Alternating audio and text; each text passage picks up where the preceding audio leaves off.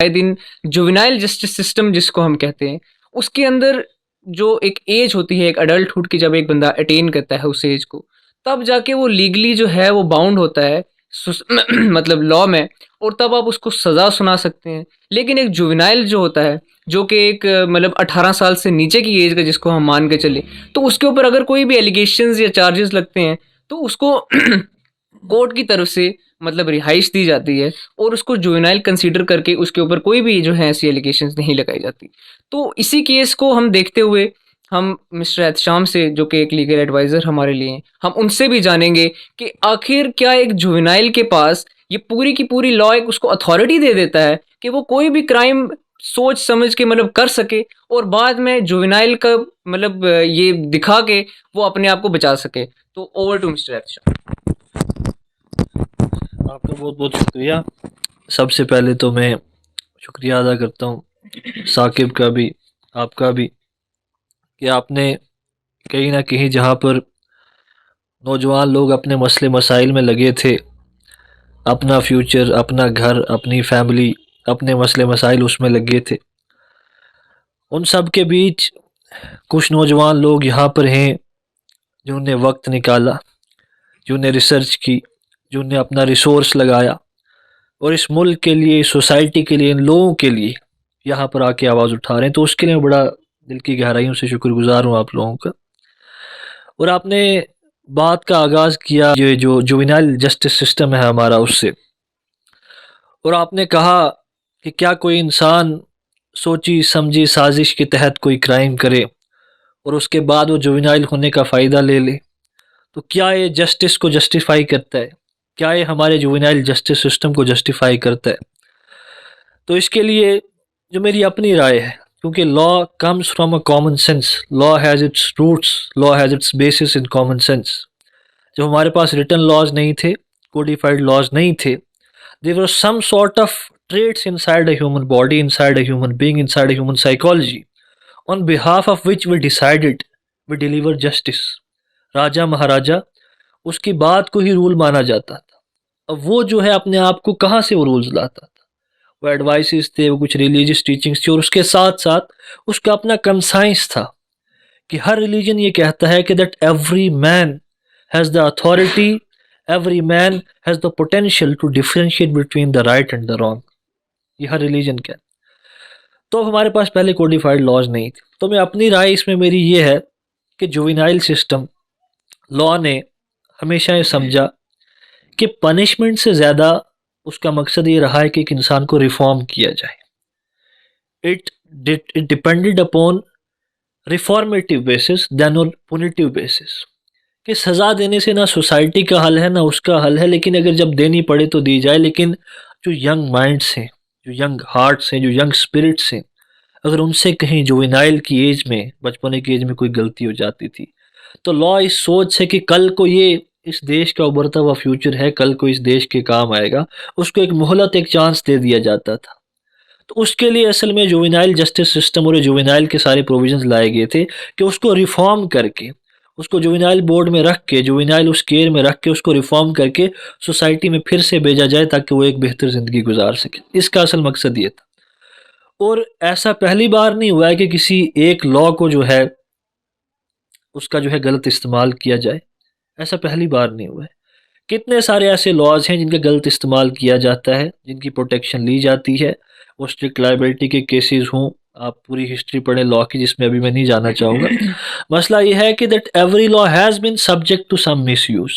जो भी रिसेंट रसाना का केस था, जिसमें हाई कोर्ट ने डिक्लेयर किया उस बच्चे को कि जिसने मेजर इंजरीज जिसकी वजह से हुई थी, जो विक्टिम था उसकी मेजर जिसने इंजरीज उसको पहुंचाई थी, जिसने वो मेन वो हीनियस क्राइम किया था, उसको हाई कोर्ट ने डिक्लेयर कर दिया जुवेनाइल, और उसकी अपील गई सुप्रीम कोर्ट में।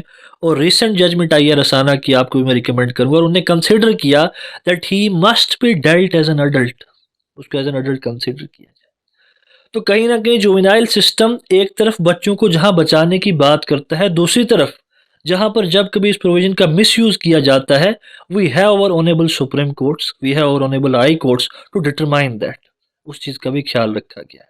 इसके बारे में मैं इतना ही कहूँगा कि हमारे जो कोर्ट्स हैं they are keeping a very great check on all these issues, or every law has been subject to some sort of misuses. We as a responsible citizen, हम एक जिम्मेदार नागरिक होने के नाते हमारी भी ये जिम्मेदारी है कि हम उठें, हम पीआईएल्स करें, हम आवाज़ उठाएं अगर जो रिफॉर्म सोसाइटी में हम चाहते हैं। जैसे गांधी जी ने कहा कि be the change you want to see, so we must be one of them who want to bring the change in the society, and they stand for the change with all their potential, with all their spirit.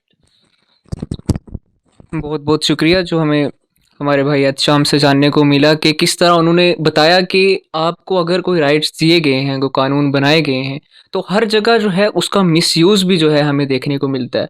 अगर juvenile justice system के तहत एक juvenile जो कि 18 साल से नीचे है उसको ये राइट प्रोवाइड किए गए हैं कि इसको इसके ऊपर कोई एलिगेशंस नहीं लगाई जाएंगी, तो कहीं इसका मतलब ये भी नहीं है कि वो खुलेआम इस तरह के क्राइम करे और अपने आप को बचाने की कोशिश करे इससे।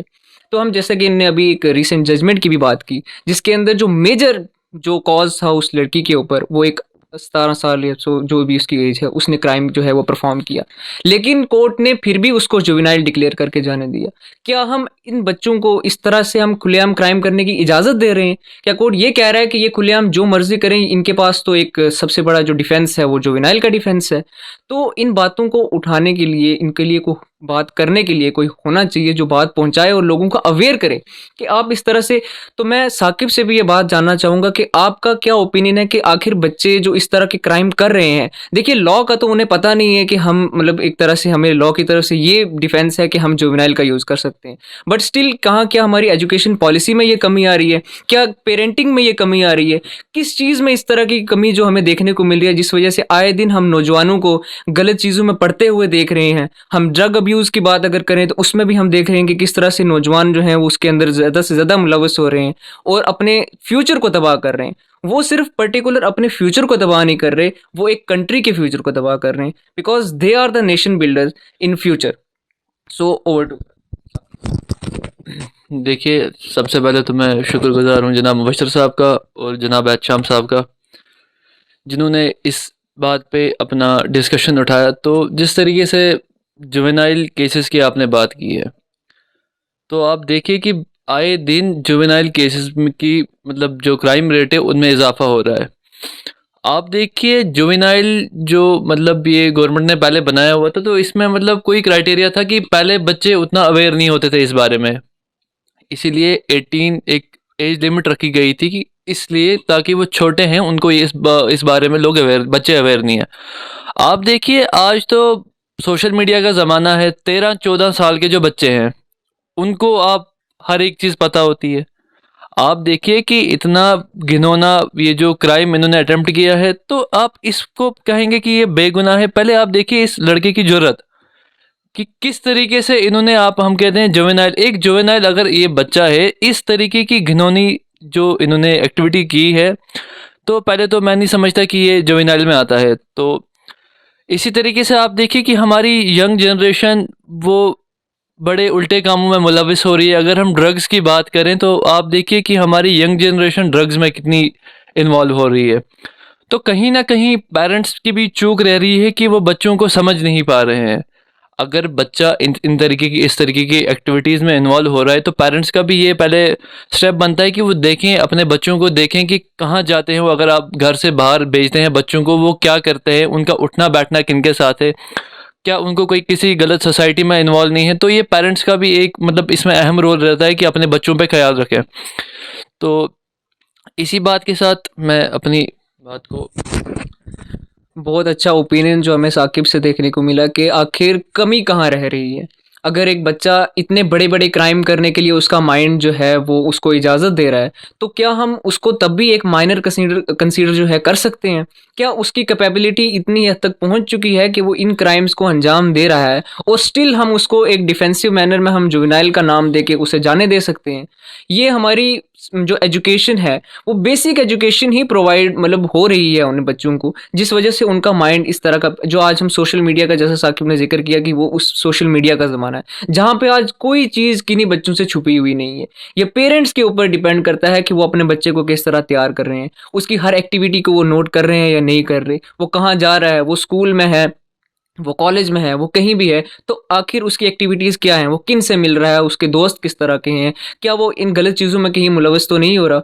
और फिर आप बाद में अगर उसको एंड प्रोडक्ट अगर आपका ये निकलता है कि वो एक स्पॉइल्ड ब्रैट जो है वो क्रिएट होता है, तो आप फिर उसको ये नहीं कह सकते कि ये तुम्हारी गलती है। हम एक ड्रग अब्यूज़ को एक जो है एक्यूज़ की तरह नहीं देख सकते, हम उसको एक पेशेंट की तरह ट्रीट करते हैं। तो हमें भी इस तरह अपने आसपास इस तरह की चीज़ें देखनी चाहिए, हमने अपने बच्चों को सिखाना चाहिए कि आखिर एजुकेशन प्रोवाइड जो बेसिक एजुकेशन है, क्योंकि वही आगे चल के उस बच्चे के लिए जो है उसका फ्यूचर जो है बनता है उससे।